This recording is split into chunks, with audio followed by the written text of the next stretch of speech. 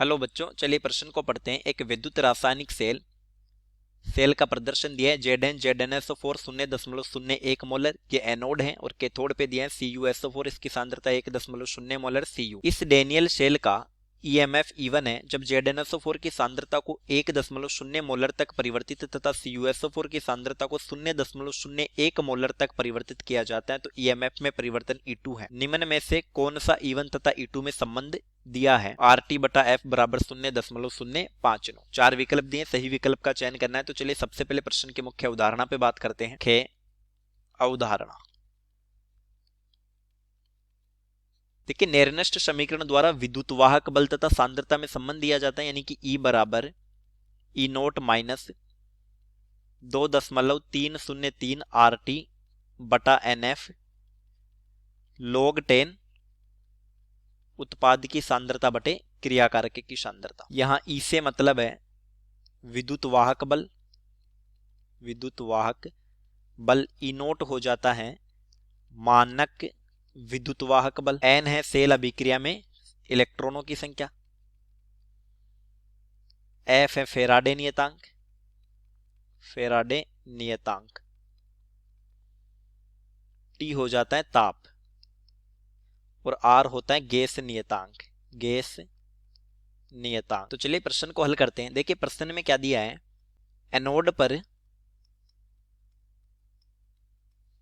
Zn जा रहा है Zn+2 में, Zn+2 इलेक्ट्रॉन। कैथोड पर कॉपर +2 इलेक्ट्रॉन, ये जा रहा है कॉपर 0 में। सॉलिड Zn सॉलिड गए Zn+2 एक्वस में, यहां कॉपर +2 एक्वस। तो जो संपूर्ण सेल अभिक्रिया है वो हो जाएगी Zn solid plus copper +2 aqueous, Zn+2 aqueous plus copper solid. तो इस अभिक्रिया में जो N का मान हो जाएगा वो 2 हो जाएगा, यानी सेल अभिक्रिया में शामिल इलेक्ट्रॉन कितने हैं? 2। तो देखिए हमारी समीकरण हो जाएगी E बराबर E0 माइनस 2.303 RT/N का मान हो गया 2F log 10। हम सांद्रताएं सिर्फ एक्वस स्पीसीज की दिखाएंगे तो उत्पाद के रूप में है Zn+2, क्रियाकारक के रूप में कॉपर +2। देखिए डेनियल शेल का E0 क्या है? निश्चित है ये 1.1 वोल्ट होता है। RTF ये सब नियत मान है, तो यहां से हम एक बात कह सकते हैं कि ये जो log 10 Zn+2 बटा कॉपर +2, ये मान जितना ज्यादा होगा E0 में से घटने वाला मान उतना ही ज्यादा हो जाएगा। E0 में से घटने वाला मान ज्यादा होगा,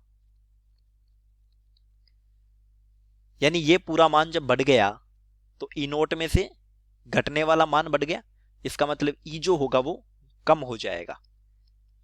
E कम हो जाएगा, यानी यहां से कह सकते हैं कि E जो होगा वो व्युत्क्रमानुपाती हो जाता है log 10 सांद्रता Zn+2 बटा सांद्रता कॉपर +2। अब देखिए प्रथम स्थिति।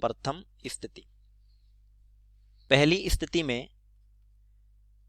Zn+2 की सांद्रता दी है 0.01 मोलर, और कॉपर +2 की सांद्रता दी है 1.0 मोलर। ये हमें दिया है, तो ये हो जाएगा log 10 Zn+2 की सांद्रता 0.01 बटा 1.0। तो ये हो गया log 10 10 की घात -2। देखिए दूसरी स्थिति को देखते हैं। सेकेंड स्थिति,